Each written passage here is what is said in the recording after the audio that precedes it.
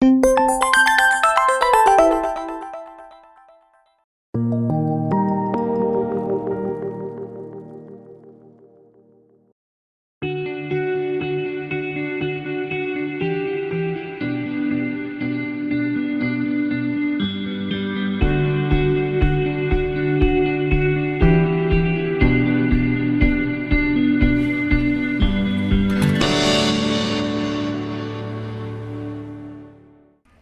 buenas noches, bienvenidos una semana más a Salud y Bienestar, un programa dedicado a la salud que tiene mucho que ver con nuestra Córdoba, asuntos de mucho interés como estos que repasamos en nuestro sumario. Vamos a comenzar con el coordinador de trasplantes del Hospital Universitario Reina Sofía, Juan Carlos Robles. Nos viene a contar los datos, los magníficos datos que ha obtenido su servicio, el servicio de trasplantes de Reina Sofía en este pasado 2019. Solo les adelanto una cosa que seguramente ya saben, seguimos batiendo récords.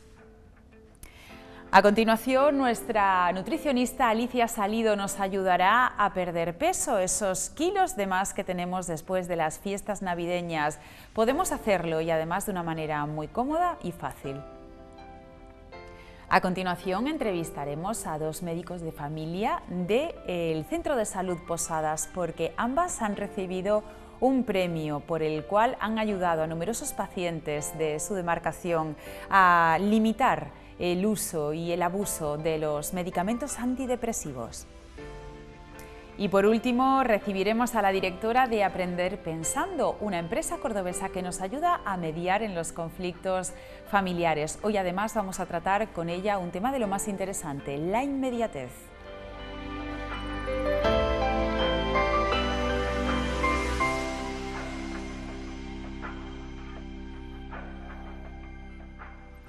Pues comenzamos hoy nuestro programa atendiendo a la información que nos llega desde el Hospital Universitario Reina Sofía, y es que acaban de cerrar y hacer balance del pasado año 2019 y las buenas noticias llegan desde el ámbito de los trasplantes. Está con nosotros y lo presentamos ya el coordinador de trasplantes del Hospital Universitario Reina Sofía, Juan Carlos Robles. Muy buenas noches. Muy buenas noches. Bienvenido.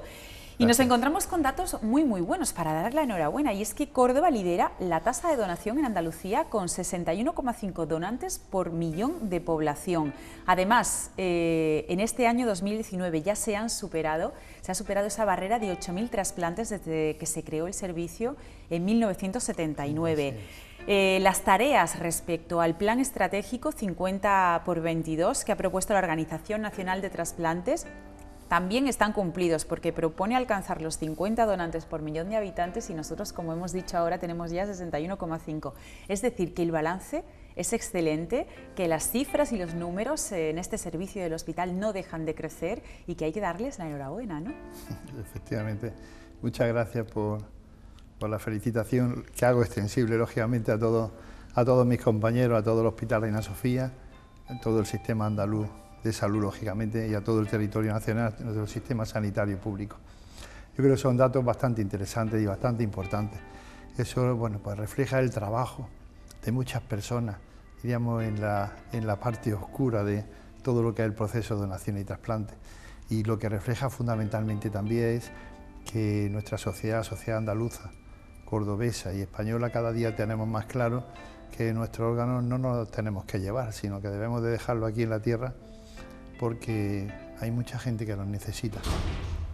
Y con eso lo que permitimos fundamentalmente es que nuestro sistema sanitario público y nuestros profesionales podamos darle el tratamiento a aquellas personas que lo necesitan, independientemente de la edad, de la raza, de aspectos socioeconómicos, da igual. Hay un principio muy importante que rige todo nuestro sistema sanitario público, que es la igualdad. Todos tienen derecho a recibir esa misma asistencia sanitaria. Yo creo que ese es uno de los puntos importantes de los cuales nos podemos sentir muy orgullosos, y recordad que detrás de esos números, de esos 8.000 trasplantes, hay personas con nombre y apellido, familia, y todo eso son datos muy importantes que hacen que tengamos esa sensibilidad, de tal forma que cuando llegue ese momento ya hayamos pensado previamente en nuestro derecho a recibir nuestra asistencia sanitaria. Y yo creo que también el deber que tenemos todos los ciudadanos de ayudar a que esas personas puedan recibir su tratamiento, que es trasplante.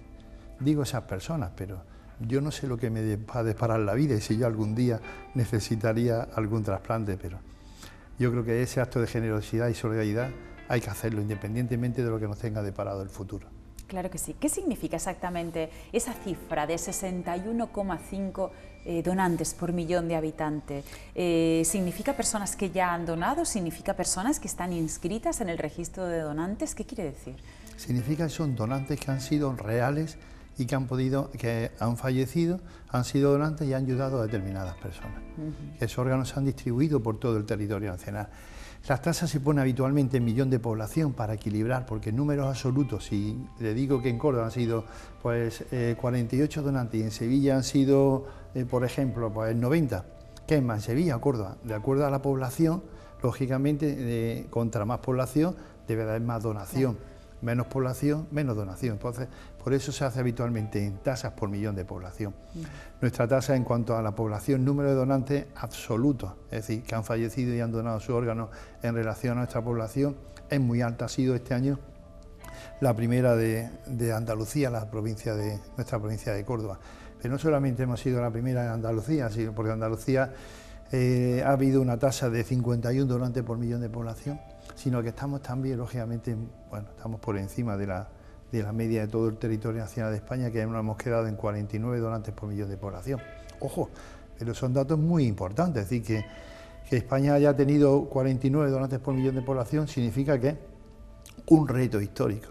Es la primera vez que España alcanza el 49 donantes por millón de población, pero resaltar que estamos muy por encima de todos los países del mundo. Sí, somos el primer país del mundo en generosidad, solidaridad y amor, por encima de Estados Unidos, de Francia, de Inglaterra, etcétera, etcétera. Por encima de todos, puesto que somos el primero. Y lo cual nos podemos sentir, pues, todos muy orgullosos de que en todo lo que es el proceso de donación y trasplante, España funciona perfectamente. También yo creo que hay que echarle la culpa de esto a todos los profesionales que estáis implicados en la materia de donación y trasplantes, porque sabéis transmitir el mensaje muy bien, que cale en la población y que la población lo recojamos y sepamos qué hacer en cada momento cuando suceden cosas en la vida. Pues muchas veces es una desgracia, pero le está salvando la vida a los demás. Entonces yo creo que buena parte de culpa de todo esto la tienen personas como usted. Pero bueno, quiero seguir con la entrevista y sí me quería centrar un poquito en Córdoba. En este año, en 2019, que acaba de terminar, ¿cuáles son los trasplantes que más se han realizado?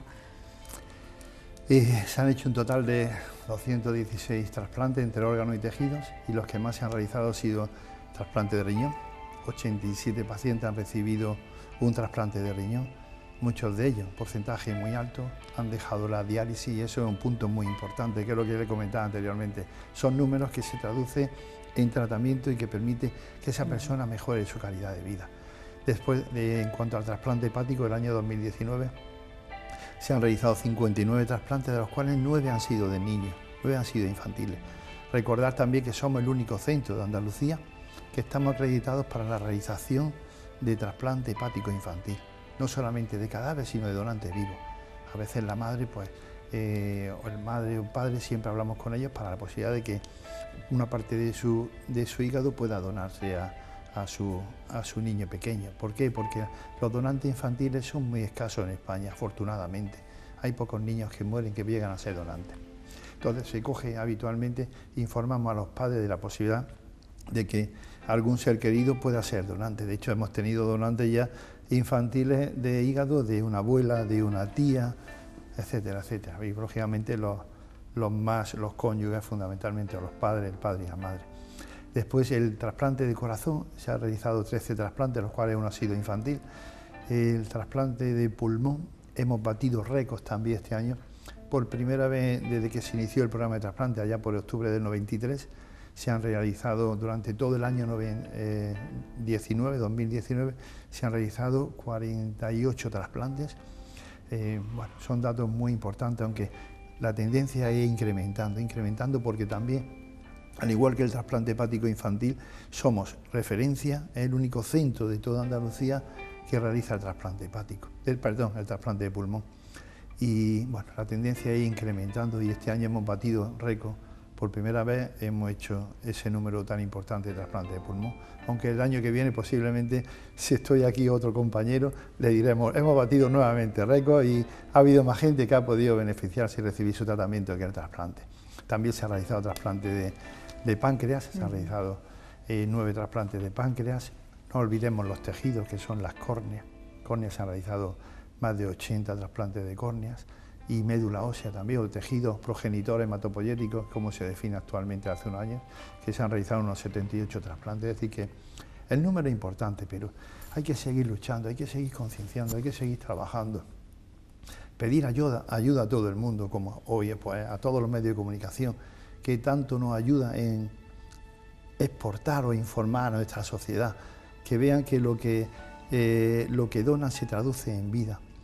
Un paciente trasplantado en los medios de comunicación y convence, informa y ve un paciente o un vecino que se ha trasplantado de riñón, que todos los días tenía que ir al hospital o cada 48 horas a dializarse y que de buena primera, pues Paco, Antonio, Pedro se ha trasplantado de riñón y ya no tiene que ir a dializarse sino a sus controles médicos, y no tiene que ir a dializarse, la vida cambia, la gente lo ve, sus amigos, sus seres queridos, sus vecinos. ¿Qué calidad de vida tienen las personas trasplantadas? Calidad de vida y esperanza de vida. Sí, normalmente la calidad de vida es bastante más buena y bastante mejor que, lógicamente, la que si no se hubiera trasplantado. Una persona que se trasplanta de riñón y que tiene que ir a diálisis y ya no tiene que ir a diálisis, ha cambiado la vida totalmente. Esas 4 o 5 horas que dedicaba para ir al hospital cada 48 horas, la puede dedicar a su familia, a sus seres queridos, a su trabajo. Un trasplante de pulmón exactamente igual, que tenía que ir con su oxígeno y de buena primera se libera el oxígeno si va todo bien. Todo cambia totalmente. Un trasplante hepático inicia una nueva vida, todo en un porcentaje muy alto. La calidad de vida se incrementa siempre. No debemos de olvidar, lógicamente, que son procesos de mucha envergadura, procesos complicados a veces y que algunos desgraciadamente se pueden quedar en el camino, no solamente en la lista de espera, sino que porque no llegue ese órgano tan ansiado y para poderle trasplantar a esa persona, sino que incluso intraoperatorio algunos, si llegan a situación muy límite, pueden fallecer dentro del quirófano o en los cuidados intensivos. Pero el porcentaje es muy pequeño, la supervivencia es muy alta y la calidad de vida merece la pena seguir luchando por esto. ¿Cuáles son los tipos de trasplantes más complicados que se realizan actualmente en Reina Sofía? Es una pregunta un poco complicada. Para mí personalmente, como coordinador de trasplante y médico intensivista, y con el respeto a todos mis compañeros, lógicamente a todos los programas de trasplante, yo creo que tal vez el trasplante de pulmón es un órgano más sensible que el resto, aunque técnicamente todos son magníficos profesionales y la técnica se realiza perfectamente, pero a la hora de funcionar el órgano, a veces el riñón es más, diríamos, más duro y funciona con más frecuencia y tal vez sea un órgano menos sensible, pero posiblemente el trasplante de pulmón, si es bilateral, en un paciente ya límite, que hay que incorporarlo a cirugía extracorpórea, o el trasplante de corazón, son técnicas bastante importantes y que llevan consigo, pues, lógicamente, lo que es un riesgo quirúrgico importante. Hablemos ahora de los donantes, porque también ha habido un incremento en el número de donantes. Aquí en Córdoba, como nos ha dicho antes, en 2019 ha habido 48, un 19,5% más que el año anterior. ¿Se debe a casualidad o concienciación? Bueno, la verdad es que la pregunta es bastante complicada, porque si bien este año hemos tenido, como bien ha dicho, hemos sido la primera provincia de Andalucía en donaciones, ya en algún año anterior hemos superado incluso los 70 donantes por millón de población. No es producto de la casualidad, yo creo que es producto de la concienciación, de la formación de todos los profesionales del Hospital Reina Sofía, de la concienciación de la sociedad. Una persona muere y la familia lo puede comunicar a nuestros compañeros se ponen en contacto con nosotros. A veces no lo comunican, pero nuestros compañeros se ponen en contacto con nosotros también para esa posibilidad de que informemos a la familia de la posibilidad de donación. Es decir, hay una gran cantidad de factores que intervienen en todo lo que es áreas de mejora, diríamos, para la detección de aquellos pacientes que entran al hospital y por diferentes motivos, a pesar de ponerle todo el tratamiento y todo el esmero para intentar salvarle la vida, algunos de ellos pueden fallecer, y ahí está el papel importante de la enfermera, del médico, que habla con la familia y le pregunta la posibilidad de que la muerte de su ser querido no quede en muerte, sino que se traduzca en vida a otras personas. Y ese dato es muy importante porque la familia lo entiende y muchas veces le sirve de consuelo. Y otro factor importante también es que cada día toda la sociedad, cuando llega ese momento, en algún momento de nuestra vida, hemos hablado, como estamos hablando ahora mismo, pues de la donación. Papá, mamá, hijo, amigo, pues oye, si algún día me pasa algo y yo pierdo la conciencia, pues yo quiero ser donante de órganos, quiero ayudar a otras personas que lo necesitan. Todo eso son pasitos que vamos dando a lo largo de todos los años, de todo el tiempo, que hace que hoy día pues se concluyan que seguimos siendo el primer país del mundo en donaciones por millón de población desde hace más de 28 años. Y eso es un dato muy importante que todos tenemos que tener en cuenta y de recordarlo. Todos formamos parte de ese circuito que es el proceso de donación y trasplante. Que nadie se sienta marginado. Es decir, todos podemos hacer algo para que un día nuestros órganos, cuando nosotros hayamos fallecido y no los necesitemos, pues se traduzca en vida a otras personas que sí los necesitan y que esperan esa llamada de esperanza para poder recibir su tratamiento que nuestro sistema sanitario público le permite que puedan recibirlo. Sí me parecería muy interesante comentar muy brevemente, tampoco sin entrar mucho en detalles técnicos, pero sí que nos decían que la mayoría de las donaciones, los trasplantes que se realizan en Reina Sofía son a través del método que llaman asistolia. Sí me gustaría que nos comentase muy rápidamente cómo es, para despejar, si es que hubiera todavía aún hoy alguna duda del mecanismo y el método por el cual se realiza una donación de órganos. Bueno, para que haya una donación, la persona ha tenido que fallecer. Ese es el primer punto. Si no hay fallecimiento, no puede haber donación, no puede haber información a la familia. ¿Vale? Ese es el primer punto. Una persona puede fallecer porque tiene una hemorragia cerebral masiva, está conectado a un respirador y se hacen las pruebas y se ve que el respirador ya funciona solo, que la tensión arterial la mantiene porque tiene medicación, y se hace una serie de pruebas y se ve que la persona, su cerebro ha fallecido. Eso es lo que se llama muerte encefálica. Hasta ahora mismo eso era, diríamos, casi la gran mayoría de las donaciones. Eran hemorragias cerebrales, traumatismo craneoencefálico. Ahora diríamos que hay otro grupo de personas también que fallece y que han fallecido siempre, pero nosotros queremos que no haya ningún órgano de una persona que muera o que fallezca y que se destruya con el fuego cuando sea enterrado, sino que hay personas que fallecen también, pues porque tienen un accidente de cualquier tipo de circunstancia o se encuentran conectados al respirador. Las posibilidades de supervivencia son mínimas, tienen una parada cardíaca, no se pueden reanimar porque ya se ha hecho todo lo posible. Esas personas que fallecen con parada cardiorrespiratoria y que se reaniman y no salen adelante y que han fallecido son los que diríamos que sería el proceso de asistolia tipo 3. Es un proceso que diríamos era hace años y todavía sigue siendo uno de los puntos más importantes de países, las donaciones en Holanda, en Países Bajos, Bélgica también, Inglaterra, son donaciones en las cuales esa técnica se utiliza con mucha frecuencia. O por ejemplo, yo tengo un ser querido que tiene una enfermedad irreversible, pues está en situación de coma profundo, está conectado a una máquina, el paciente se prevé que va a fallecer en los próximos días. Él no quería estar así. En ese caso, bueno, pues se habla con la familia, a veces la familia te dice, él no quería estar así, doctor. ¿Sirve para algo conectado a una máquina? No. ¿Está en coma? Sí. ¿La enfermedad que tiene es totalmente irreversible? ¿Va a fallecer? Sí, con toda seguridad. Legalmente se permite hoy día retirarle todas las medidas.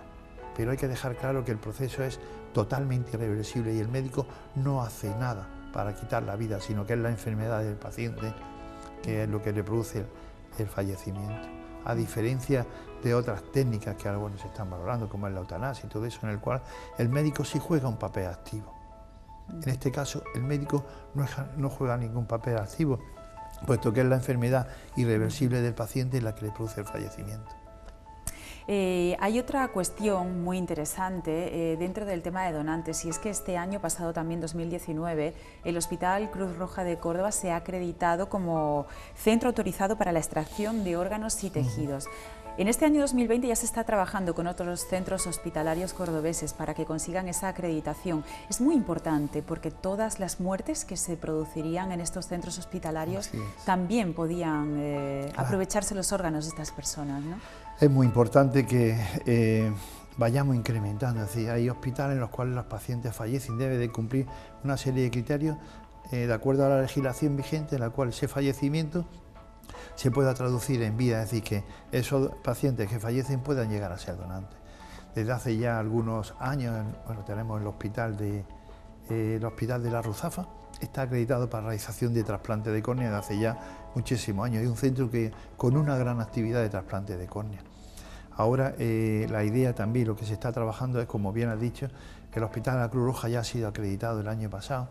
Se está trabajando ya también bueno, al mismo tiempo, yo creo que este año saldrán acreditados el Hospital San Juan de Dios con toda seguridad, clínica del Hospital Quirón Salud también casi con toda seguridad, amén de otros hospitales que también están en proceso, como el Hospital de Pozo Blanco, el Hospital de Cabra, Montilla, etcétera, etcétera. La idea es que ningún paciente que fallezca en uno de esos hospitales que quiera ser donante, su deseo no se cumpla.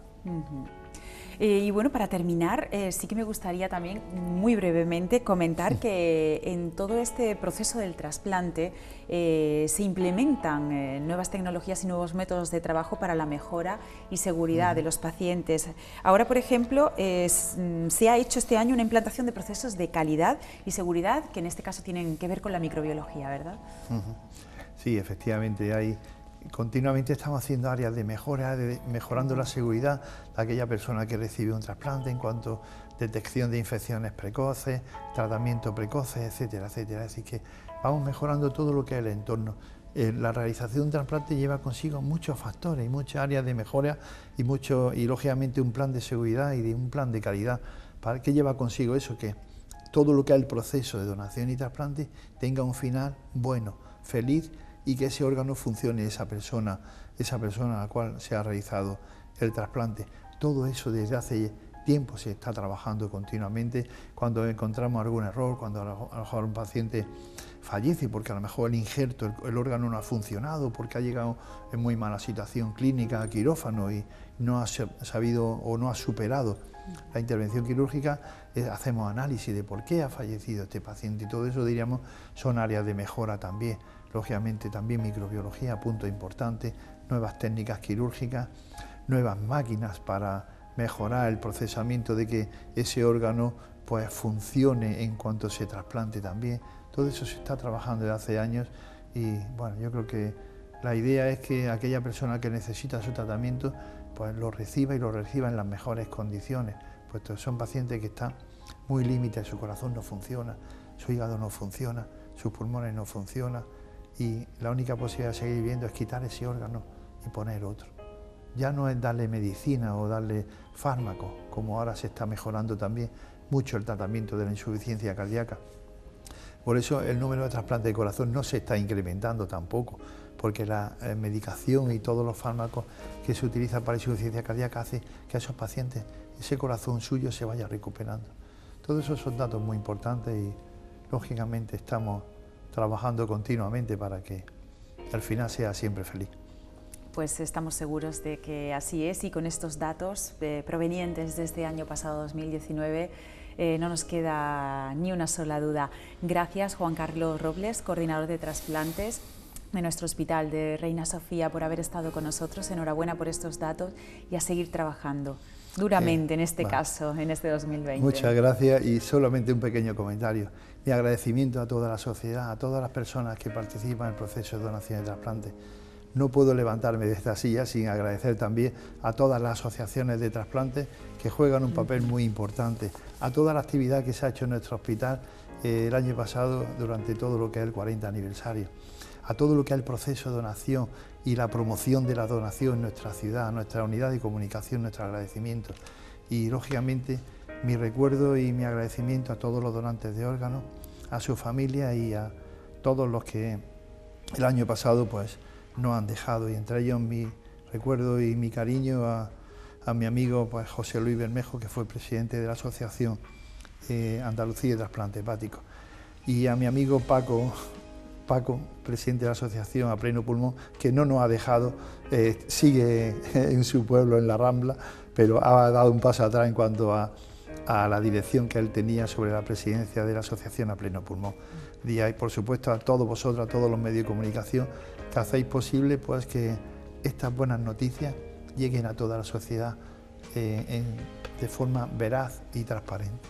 Seguiremos nosotros también trabajando en ello, porque se está escribiendo una gran historia de generosidad y estas cosas son las que hay que contar. Juan Carlos Robles, muchas gracias por haber estado con nosotros. Muchas gracias nuevamente por estar aquí con vosotros. Un placer. Gracias. Bueno, y nosotros cambiamos radicalmente de tema, porque ya saben que tenemos una sección de nutrición, y después de las fiestas navideñas, qué mejor tema que podíamos tratar con nuestra nutricionista de cabecera, Alicia Salido, que cómo podemos hacer para perder esos kilos que nos sobran. Adelante, Alicia.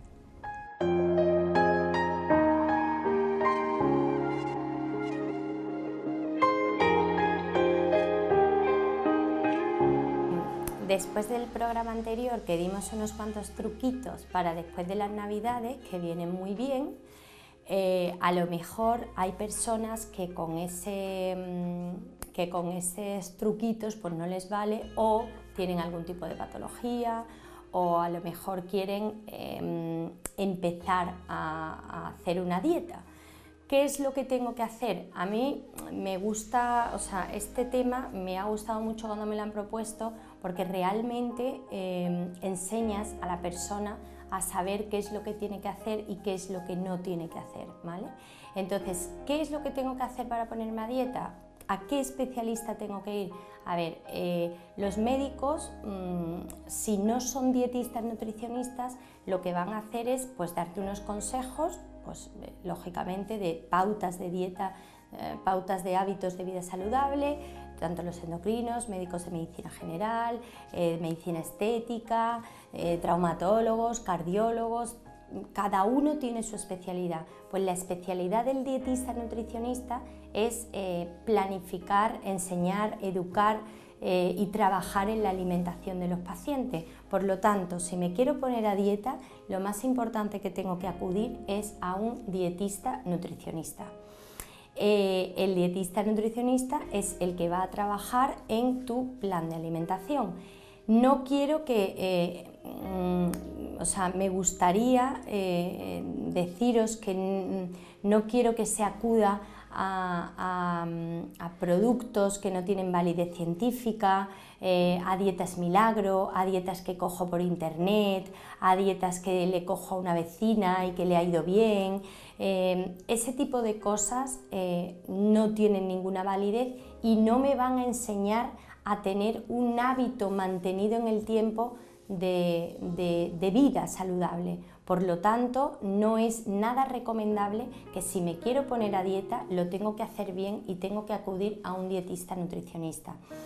Nosotros, yo trabajo en equipo multidisciplinar y lógicamente sin mis médicos no soy nadie. A mí me gusta que ellos, el paciente cuando llega a mí, pues ha pasado por el endocrino, por ejemplo, y le ha hecho una analítica completa, que es algo muy importante que ahora veremos un poquito más adelante, si sabes que has elegido bien el especialista al que has ido y qué es lo que tiene que hacer, ¿no?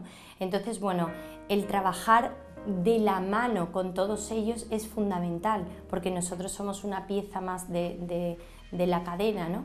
Pero si quieres perder peso o quieres trabajar porque tienes que perder peso por una patología, tienes que acudir al dietista nutricionista. Y ahora piensas, acudo a un dietista nutricionista y ¿cómo sé que lo está haciendo bien? ¿Cómo sé que está haciendo bien su trabajo? Porque el dietista nutricionista pues igual no hace educación nutricional, que es realmente lo que tiene que trabajar para enseñarte a comer y para bajar esa grasa que seguramente tienes de más y por eso has acudido a él, ¿no?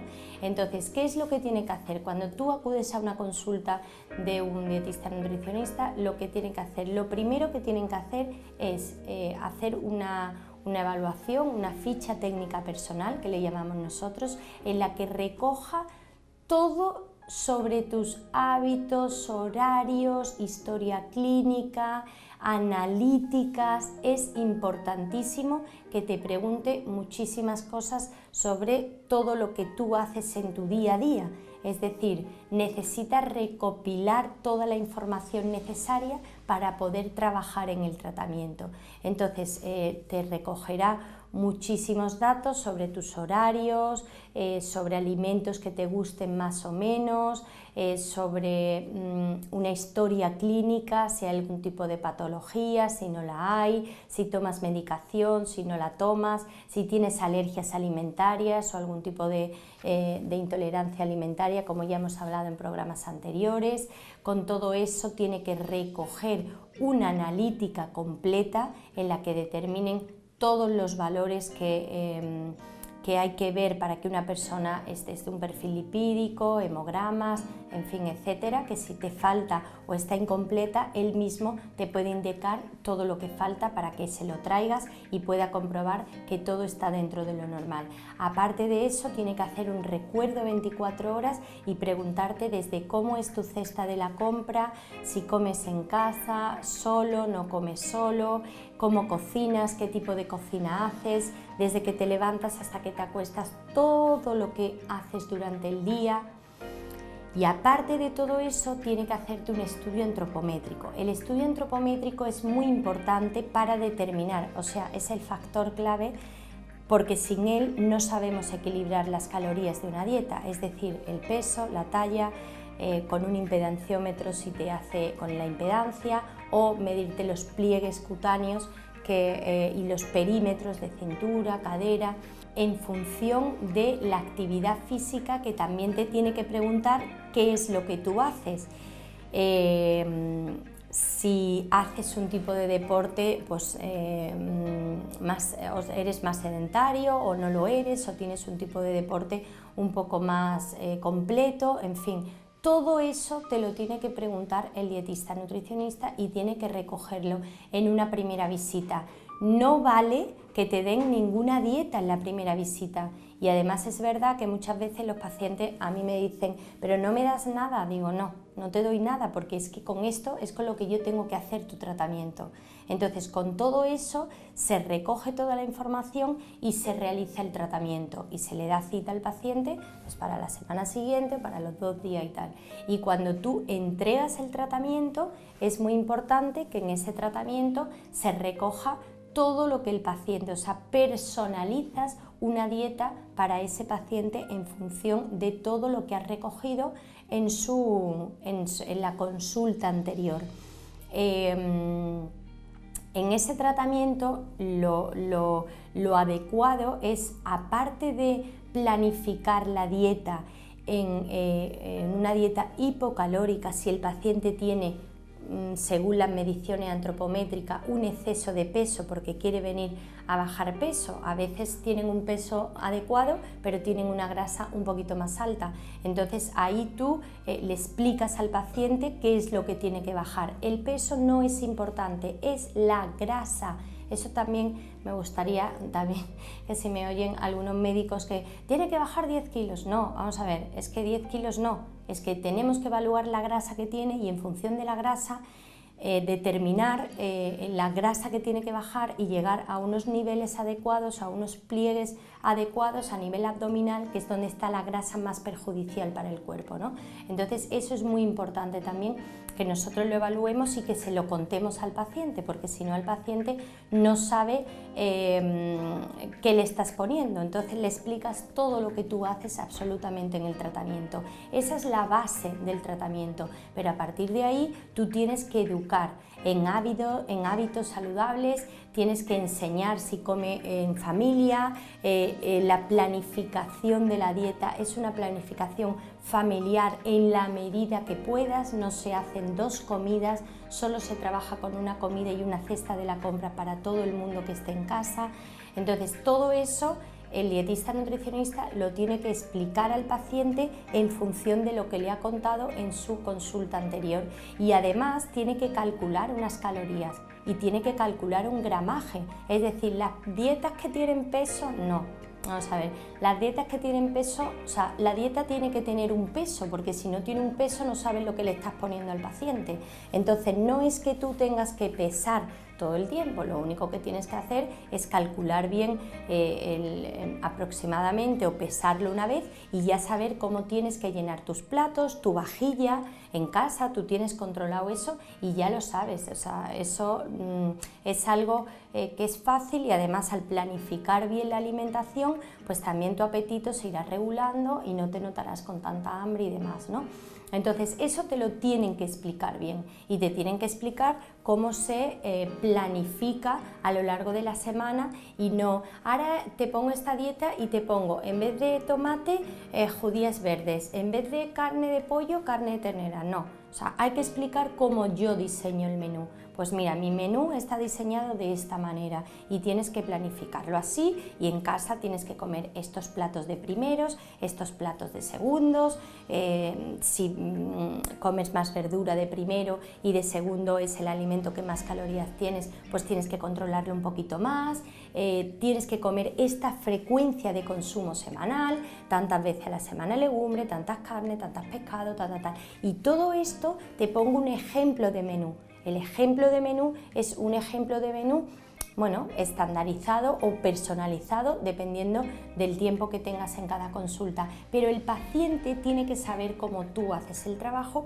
¿Para qué? Para que se vaya adaptando, educando y trabajando en esos hábitos de vida a la vez que va perdiendo grasa. Una vez que te da el tratamiento, normalmente pues depende ya las consultas de seguimiento que te vayan viendo pues cada semana, cada 15 días, cada 20 días. A mí me gusta espaciar porque le explico muy bien y me gusta que ellos se impliquen en el tratamiento. Entonces es importante, bueno, pues cuando vuelvas a la consulta te haga una consulta de seguimiento en la que recoja otra vez todos los datos antropométricos, en las que vaya cambiando y vaya viendo un poco las dudas que puedas tener para trabajar en el tratamiento dietético, si sabes bien planificarlo, si no, si has tenido pues, algún problema con algo, pues esa consulta es adaptada para eso, y ver un poco la evolución que vamos llegando. A veces los pacientes me dicen, pues, ¿qué tal? Y dice, pues no he perdido nada. Digo, ya, pero es que eso no es lo que te estoy preguntando. O sea, no quiero saber si has perdido o no has perdido. ¿Cómo no voy a saber? No, pues no lo quiero saber. A mí lo que realmente me importa es si el paciente ha ido cogiendo bien el hábito de esa planificación que hemos tratado. Si eso lo ha cogido bien, sin pensarlo ni siquiera va a bajar la grasa, porque estás cambiando, estás activando el metabolismo, estás mejorando su día a día, estás haciendo que no coman cantidades grandes. Por lo tanto, el paciente va a bajar grasa seguro, o sea, no tengo ninguna duda. De hecho, lo veo cada día en mis consultas, ¿no? Entonces, es muy importante todos los pasos que hemos seguido y la elección de la persona que te tiene que poner a dieta, entre comillas, porque a mí no me gusta llamarlo dieta, me gusta llamarlo siempre un tratamiento, porque en realidad es un tratamiento de educación, es un tratamiento de planificación, de coordinación, o sea, es un tratamiento dietético que engloba muchas más cosas que una dieta tipo, ¿no? Entonces, bueno, pues yo espero que ahora, después de las Navidades, y que si todavía estamos un poco pensando qué hacer, pues con todo esto haya quedado claro que lo más adecuado para bajar la grasa y aprender y mejorar en hábitos de vida es acudir al especialista adecuado para ello, sin tomar ningún tipo de productos, que es un dietista nutricionista, ¿no?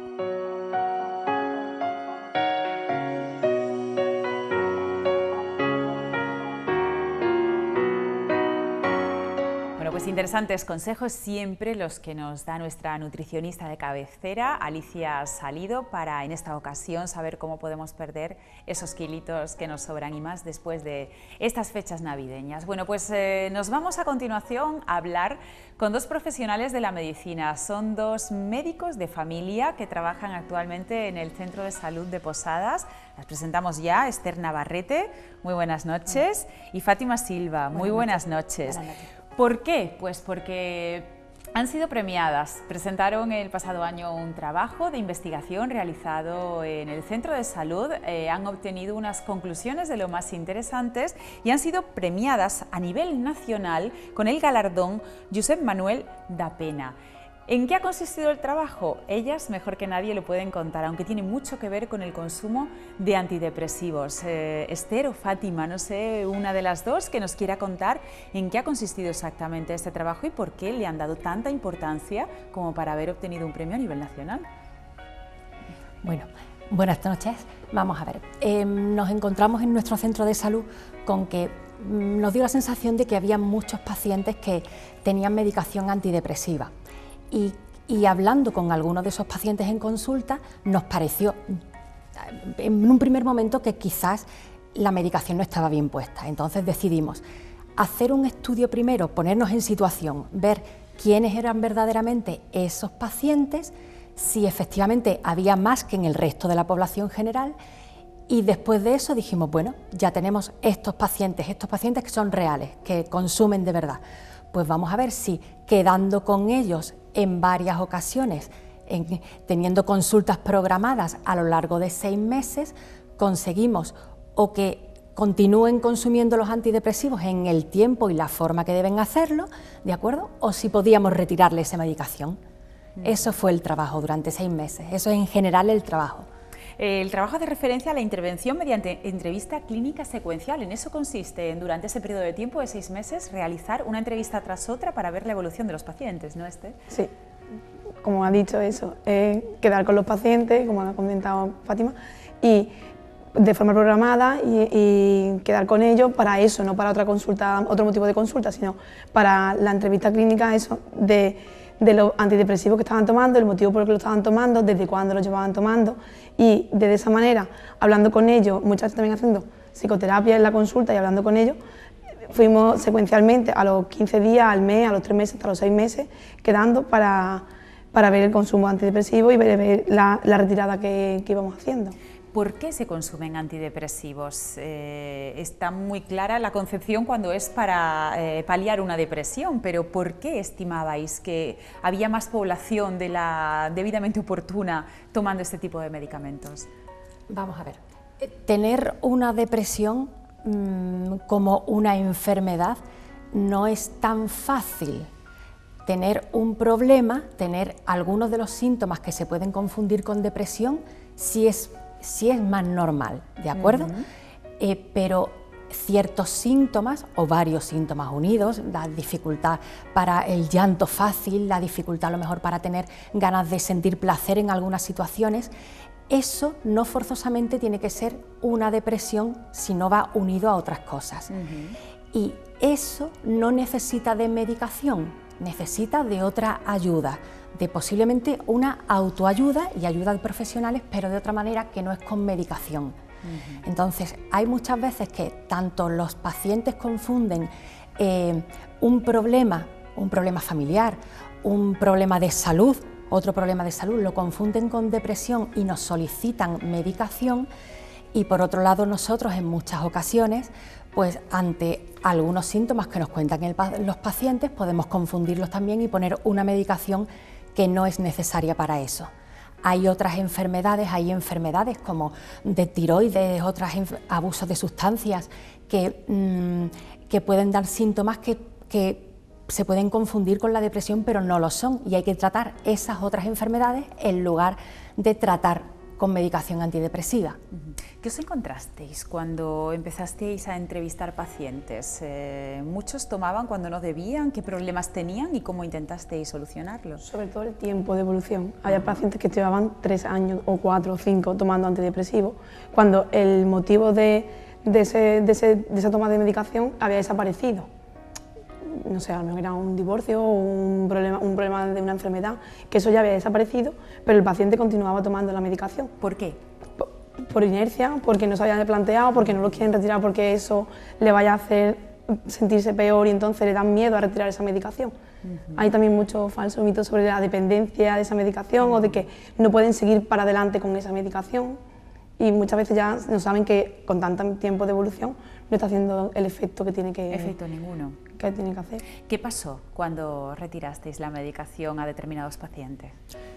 Bueno, no se ha retirado de un día para otro y son pacientes que en la entrevista clínica secuencial de la que hemos hablado antes, ellos mismos se van dando cuenta de que es que no lo necesitan o de que al menos no pasa nada por intentar reducirlo. ¿De acuerdo? Esto no fue, esto es lo grande, entre comillas, de este trabajo, que no se ha hecho de un día para otro. Los pacientes son conscientes totalmente de que lo que vamos a intentar hacer es, por supuesto, de acuerdo con ellos y que, por supuesto, es beneficioso para su salud. Bueno, este trabajo tiene conclusiones. La primera y más importante es que se toman demasiados antidepresivos. Si extrapolamos, no solo será en los pacientes del Centro de Salud de Posadas, sino en todos los pacientes de todos los centros de salud. ¿Qué más ¿a qué más conclusiones habéis llegado? Bueno, por otra parte, aunque los pacientes tomen mucha medicación, hay un problemita con la adherencia del paciente al tratamiento. Hay quien nos hemos dado cuenta, vamos, porque así nos lo han explicado, que yo, bueno, hoy me lo tomo, hoy no me lo tomo, hoy sí, hoy no, y le explicas que tienen que tener cuidado porque además los efectos secundarios de esas medicaciones es importante, pero no quieren dejar de tomarlos. Pero ellos, hay muchas veces que dejan de tomarlo 2 o 3 días, cuando me encuentro un poco peor, pues me lo tomo. Entonces, ese problema, la adherencia al tratamiento, es un problema. Con esta medicación y con otras muchas. En atención primaria nos encontramos mucho con ese problema, la adherencia al tratamiento de los pacientes. Eso sí ha sido un problema también. ¿Cómo se trabaja eso con el paciente? Porque la anarquía de cada uno luego es difícil controlar, sobre todo cuando el paciente se va a su casa, por muchas explicaciones que le demos, si él está acostumbrado a hacer eso, es complicado, ¿no? Con paciencia, explicándole que la medicación, al igual que los antidepresivos, otra medicación, no hace efecto en el momento que te la tomas, sino que va haciendo efecto a largo plazo, que no es una cosa inmediata, que no es para tomarlo. Y sobre todo hablando con él y explicándole, incluso escribiéndole la forma de tomar la medicación y de explicar el tratamiento adecuado, cómo se debe de hacer. ¿En qué momento decidisteis presentar los resultados de este trabajo a los premios? Fue culpa de ella. Bueno, nos parecía una oportunidad muy buena, ya los habíamos presentado, vamos, en nuestra unidad de gestión clínica, en todo el Centro de Salud de Posadas, a todos les pareció que era un trabajo interesante. Bueno, pues ya está, pues vimos esa oportunidad y para adelante. No pensamos en ningún momento que nos fuéramos a llevar el premio, pero nos parecía muy buena oportunidad, por lo menos para que se conociera en otros sitios, independientemente de haber ganado el premio o no. ¿Y el premio lo han concedido por...?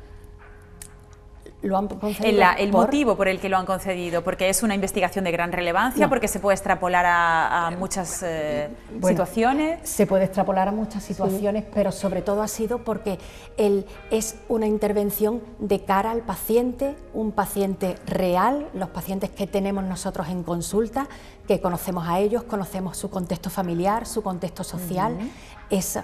No ha sido verlos en 2 ocasiones, sino son pacientes que conocemos, repito, durante 6 meses.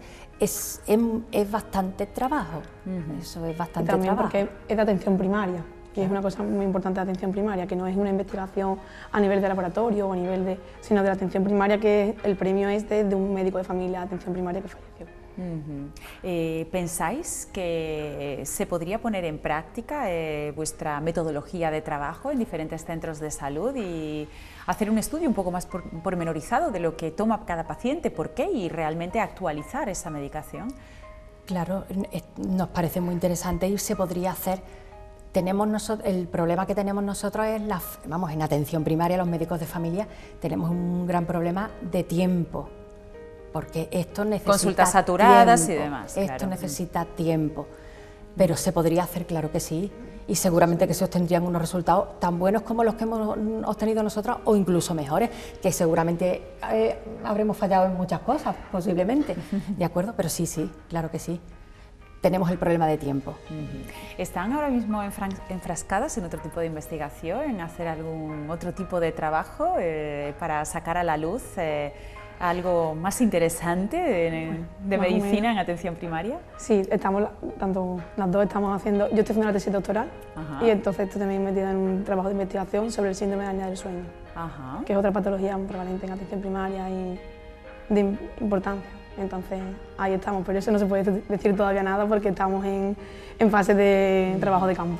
No, en cualquier caso, no es la primera vez que entrevisto a profesionales del Centro de Salud de Posadas. Sois muy proactivos a la hora de realizar investigaciones y luego pues que tienen buenos resultados porque obtenéis premios, está muy bien, ¿no? Sois un centro de salud muy proactivo en este sentido, ¿no? Tenemos residentes, somos centro de salud docente, los residentes son jóvenes, médicos jóvenes que vienen con muchas ganas, tanto de formarse como de investigar. Entonces, nosotros estamos obligados, los tutores estamos obligados a ayudarlos y ellos además nos animan mucho a nosotros. Entonces, eso en el Centro de Salud de Posada es muy interesante en el tema de los residentes y de la formación y de la investigación, efectivamente. Pues nada, a continuar trabajando, mucha suerte con toda esa investigación y esa tesis doctoral.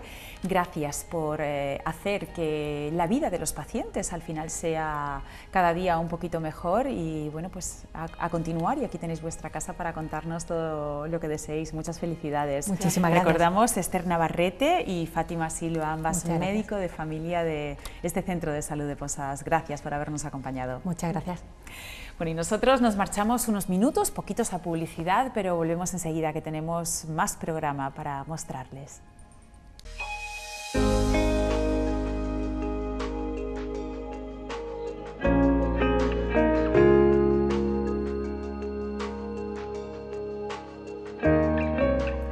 Regresamos de publicidad y vamos a seguir conociendo una empresa que nos va a acompañar durante varias semanas. Se trata de Aprender Pensando y hoy se encuentra con nosotros su directora, ella es Pilar Jurado. Muy buenas noches. Hola, psicopedagoga encargada del funcionamiento de toda esta empresa que se dedica a qué concretamente. Pues mira, yo siempre digo que cuando nuestro objetivo es trabajar para que las personas tengan bienestar en su casa, ¿no? Cuando alguien tiene una situación difícil que le preocupa, que valora que el ambiente de casa no es agradable o que observa que en su hijo hay algún tipo de comportamiento que no encaja en lo que esperaba, pues bueno, ahí estamos nosotros para ayudar, ¿no? Y yo siempre digo que muchas veces me dicen, bueno, en tu currículum, y siempre pongo CEO de Aprender Pensando y especialista en enseñar a resolver situaciones difíciles, porque como me aventuro con todo, pues ahí estamos, al pie del cañón. Ajá. Bueno, en cualquier caso, no atendéis desde el punto de vista psicológico a las familias, sino que tenéis una cartera de servicios amplia y trabajáis con los niños desde muchos puntos de vista, ¿no? Sí, porque yo siempre pienso que las personas necesitamos un abordaje global, ¿no? El funcionamiento, lo que le ocurre a una persona en un momento dado, no lo podemos explicar bajo reglas de la causalidad, sino que ocurre por la interacción de varios factores. Entonces, unos de ellos son predisponentes del niño, del sujeto o del adolescente. Esto quiere decir pues, que nacemos con yo siempre digo con un paquete básico, ¿no? Nacemos con con ese paquete básico en el que tenemos que desarrollar y que tenemos que poner al día en la primera infancia de nuestro desarrollo y que luego serán esas capacidades con las que podremos gestionar lo que aprendemos, lo que decidimos, resolver nuestras situaciones complicadas que la vida nos ponga por delante. Y luego también nacemos con un temperamento que, bueno, eso está en nuestro código genético y que nos predispone a comportarnos de una determinada manera. Entonces hemos de analizar qué pasa ahí, cómo están esas predisposiciones genéticas, ¿no? y esos recursos con los que nacemos.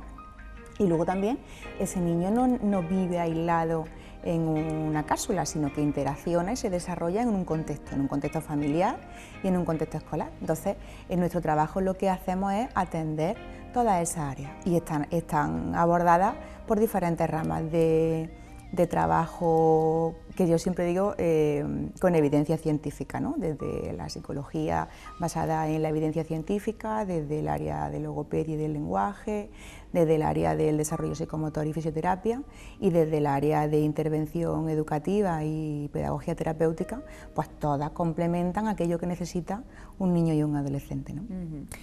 Y bueno, pues vamos a ir tratando semana a semana algunos de los temas más recurrentes con los que más trabajáis y bueno, para darnos ejemplos de cómo es vuestro día a día. Hoy queríamos hablar de la inmediatez. ¿La inmediatez entendida como qué?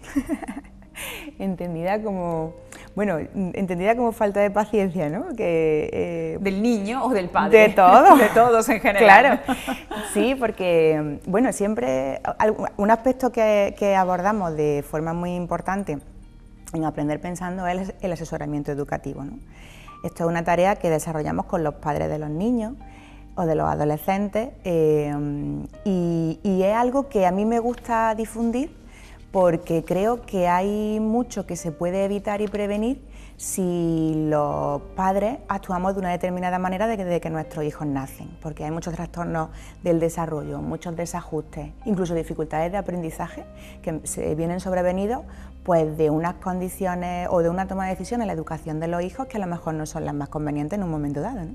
Entonces yo aprovecho cada vez que tengo oportunidad en un medio o en algún sitio así público pues para explicar algunas de las píldoras que yo abordo con los padres en los asesoramientos. Y esto de la inmediatez pues es algo que cuando lo explique va a sonar a perogrullo, pero no lo tenemos en cuenta cuando estamos educando. Socialmente, una de las características que tenemos presente en la sociedad de hoy es que nos hemos acostumbrado a que todo lo tenemos rápidamente, ¿vale? La tecnología y todos los recursos que nacen de ahí pues nos han mal acostumbrado a todo y hacen que hayamos aprendido a que todo está a un clic. Y eso puede ser un segundo o como mucho 24 o 48 horas que tarda un paquete en llegar a casa si lo pedimos, ¿no? Entonces, claro, esto ocurre, bueno, no solamente para un niño una compra, sino cuando buscamos información, cuando nos documentamos, hemos aprendido a que todo lo tenemos rápido y con un vistazo, todo esquematizado, pues se satisface esa necesidad.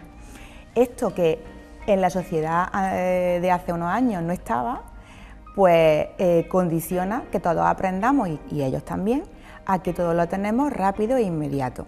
Con lo cual, hay un aspecto del desarrollo y del aprendizaje muy importante, que es aprender a tolerar la frustración que supone que lo que yo quiero o deseo no se alimenta, no se propicia de manera inmediata. Eso hace que la persona aprenda un recurso muy importante de afrontamiento para la vida.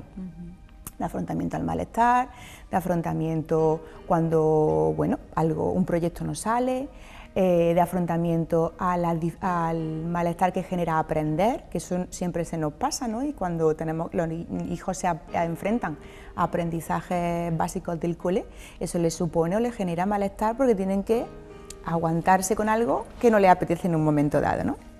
Se ponen a prueba, en fin, todo eso está enganchado a enseñar a nuestros hijos a tolerar frustraciones. De manera natural, las circunstancias sociales de hoy en día no nos lo ponen por delante, porque nos movemos a ritmos rápidos y todo es inmediato, por eso lo de la inmediatez. Entonces, bueno, lo que yo pretendo es que caigamos en la cuenta, pues que en algún momento tendremos que negar algo a nuestros hijos, ponérselo más difícil para conseguirlo, pues para que así, de manera artificial, dado que la sociedad no lo hace natural, pues nosotros le vayamos entrenando en eso que es necesario para su desarrollo. ¿En qué momento tenemos que determinar en casa que tenemos un problema? Es decir, es verdad que todos lo queremos todo para allá, incluidos los mayores, a lo mejor con los niños intentamos hacerles ver, oye, mira, que esto no, pero el niño insiste, pero ese tira y afloja yo creo que se da en todas las familias, pero ¿cuándo debemos pensar que tenemos un problema y podemos acudir a profesionales como vosotros a que pongan pie en pared y se solucione rápido? Bueno, a ver, dependiendo de la etapa evolutiva en la que nos encontremos, por ejemplo, si estamos en infantil, en una primera infancia, pues de los 2 a los 3 años ya son famosas, además todos los padres vienen y me dicen, bueno, es que está en la etapa de la rabieta y esto, yo pensaba que era normal. Sí, es normal. O sea, ¿por qué? Pues porque a medida que el niño va avanzando y va siendo consciente de lo que le rodea, pues él va expresándose, ¿no? Y esto es evolutivamente saludable. Lo que ocurre es que, claro, ellos tienen que aprender a ajustar esa necesidad y esas demandas al contexto y a lo que nosotros le marcamos, pues para favorecer ese crecimiento personal, ¿no? Y esa tolerancia a la frustración. Hemos también de tener en cuenta pues que Zamora no se, ¿cómo se dice? No se conquistó en una hora, con lo cual esto es un proceso de aprendizaje que va a durar toda la vida. Todo lo que le pretendamos enseñar a nuestro hijo no lo podemos hacer en un día. Un niño pequeño pues es torpe, no sabe hacer bien las cosas, probablemente su comportamiento todo lo que haga en un día, pues prácticamente todo va a estar desajustado, con lo cual hemos de decidir a qué, durante una fase que yo siempre digo, ¿no? ¿Qué comportamientos vamos a abordar? ¿Para qué? Pues para que no se genere un nivel de malestar muy fuerte y llega un momento, que es por eso por lo que tienen que pedir ayuda, que ese nivel de malestar es tan fuerte porque todo lo que pretendemos abordar termina en un conflicto, ¿vale? Entonces ese nivel es tan fuerte que nunca baja, siempre estamos con un nivel de malestar muy elevado y vamos arrastrando, enganchando un día con otro con ese nivel de malestar y de enfado. Los padres van acumulando sensación de frustración porque no consiguen su objetivo y los hijos, y esto les genera enfado, ¿vale? Y los hijos, la percepción que tienen de cómo hacen las cosas siempre es negativa, con lo cual cuando son pequeñitos, pues si el niño tiene esto, empezamos a tener rabietas una detrás de otra, que van increciendo y que para poder calmar la rabieta terminamos desarrollando los adultos acciones de las que luego nos arrepentimos un poco y esto se mantiene y termina siendo algo de elevada frecuencia, pues tenemos que pedir consulta a ver qué pasa. Cuando estamos en una etapa primaria, pues algo parecido, ¿no? A lo mejor ya no son rabietas de tirarnos al suelo, o sí, dependiendo del niño cómo piense, pero si ese umbral de enfado va subiendo y los padres sienten que no son capaces o que no pueden o que sus estrategias no son del todo eficaces y acumulan malestar, hemos de consultar. Y ya cuando somos adolescentes, pues parece como más evidente, ¿no? Porque además ya el adolescente es capaz de rebatir juicios y dar su propia opinión, con lo cual el conflicto es más difícil de gestionar y hemos de intentar poner freno pues para que el aprendizaje sea adecuado y la persona aprenda recursos eficaces, que es de lo que se trata, ¿no? Todo tiene solución, sea la edad que sea. Para ¿no? morirse. Terminemos con un mensaje positivo. Claro, claro que sí, podemos aprender muchas cosas y podemos enseñar a nuestros hijos a gestionarse de manera eficaz si hay un momento en el que nos paramos a pensar, que muchas veces y echamos el freno, ¿no? Entramos en una rueda de hábitos en la que nos acostamos y nos levantamos de la misma manera, ya nos parece que es nuestra vida y lo normalizamos. Pero hay un momento en el que uno tiene que despertar y decir, venga, esta es la alerta que me va a hacer a aventurarme a aprender a hacer las cosas de otra manera, a ver si esto mejora. Y claro que mejora. Entonces, bueno, podemos consultar y pedir ayuda.